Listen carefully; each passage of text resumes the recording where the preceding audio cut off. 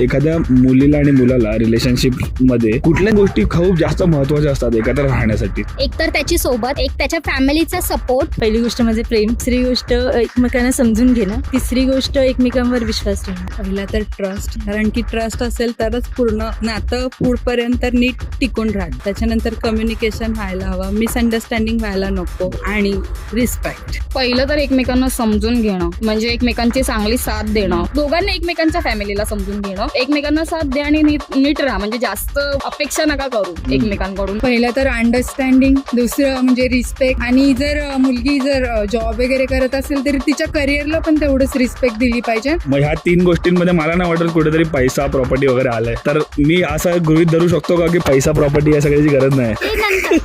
अच्छा, ते नंतर. पण जेव्हा आपण अपेक्षा विचारतो तेव्हा ह्या अपेक्षा पहिल्या येतात. थोडाफार पैसा तर पाहिजे. पैसा तर पाहिजे.